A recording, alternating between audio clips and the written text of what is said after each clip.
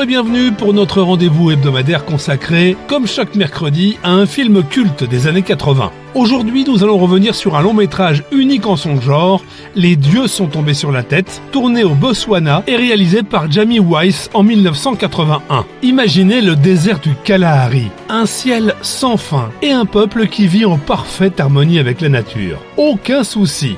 Pas de technologie, pas de stress. C'est là que débute l'incroyable aventure de Ki, un bushman paisible dans ce film qui a inévitablement marqué les années 80, Les dieux sont tombés sur la tête. Le film nous plonge dans un véritable choc des civilisations. Tout commence lorsqu'une bouteille de Coca-Cola vide, jetée d'un avion, tombe du ciel comme un cadeau, ou plutôt une malédiction. Au Kalahari, c'est toujours mardi ou jeudi si vous voulez, ou même dimanche.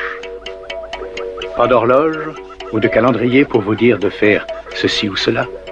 Depuis quelque temps, il y avait parfois d'étranges apparitions dans le ciel, des oiseaux bruyants qui volaient sans battre des ailes. Un jour, quelque chose tomba du ciel.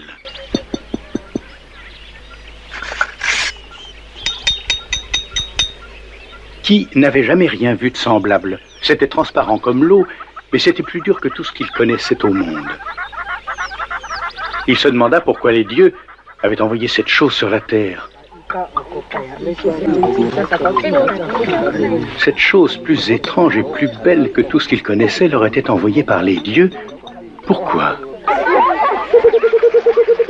Qui essaya la chose pour assouplir des lianes, et elle avait la forme et le poids idéal. Elle était aussi merveilleusement lisse pour travailler les peaux de serpent.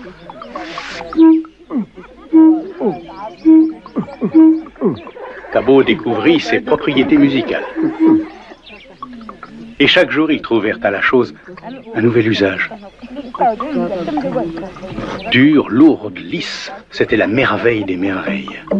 La chose la plus utile que les dieux leur avaient jamais offert pour économiser leur labeur. Mais quelle négligence de la part des dieux, ils n'en avaient envoyé qu'une. Pour la première fois, voilà une chose qu'on ne pouvait partager, car elle était unique.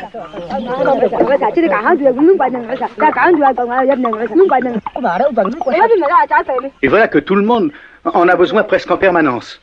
La chose totalement ignorée devient une nécessité, suscitant des pulsions inconnues, un besoin de posséder, un refus de partager. Des sentiments nouveaux apparurent. La colère, la jalousie, la haine, la violence. Qui était furieux contre les dieux? Il leur cria « Reprenez votre chose, on n'en veut pas! Regardez ce qu'elle a fait de nous !» Pour le peuple bushman, c'est un objet mystérieux, venu des dieux. Chacun veut l'utiliser, tout le monde le désire. Et bientôt, la discorde s'installe dans une communauté jusque-là paisible. Ki, interprété par Xao, un véritable habitant du Kalahari, décide alors de rendre la bouteille aux dieux, persuadé qu'elle vient du ciel. Ce départ marque le début d'un périple aussi drôle que touchant, à travers les paysages arides d'Afrique australe, mais aussi les absurdités du monde moderne. Qui aperçut un homme d'allure bizarre. Il le salua, mais l'autre ne l'entendit pas.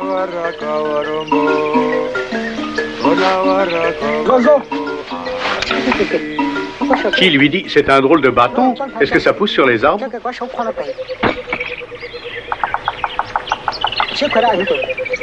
Il ne comprenait pas pourquoi l'homme s'était enfui. Il avait sans doute vu la chose malfaisante que portait Ki et il avait détalé comme une gazelle. L'animal le plus indiscret d'Afrique est le babouin. Qui lui dit « Tu as pris une chose très malfaisante, tu ferais mieux de me la rendre pour que j'aille l'acheter au bout de la terre. Elle nous a fait beaucoup de mal, à moi et à ma famille. Si tu la gardes, tu en souffriras aussi, ainsi que ta famille. » Il parla longuement et avec un tel sérieux que le babouin commença à l'écouter. Finalement, il sembla convaincu et laissa tomber la chose. Et Ki lui dit « Tu fais preuve d'une grande sagesse. » En parallèle, Jamie Wise nous fait suivre un scientifique rêveur et une institutrice embarquée malgré elle dans des situations burlesques. Ce matin-là, Ki rencontra la personne la plus laide qu'il ait jamais vue. Elle était aussi pâle que les bestioles qui sortaient des troncs pourris. Ses cheveux étaient horribles, longs, filandreux et aussi blancs que ceux d'une vieille femme. Elle était très grande. Il faudrait creuser nuit et jour pour trouver de quoi la nourrir. Allez-vous-en. Malgré la chaleur, elle se couvrait le corps avec des peaux qui ressemblaient à des toiles d'araignée. Comme elle avait des gestes étranges et magiques, il pensa qu'elle était de la race des dieux, mais que faisait-elle sur la terre?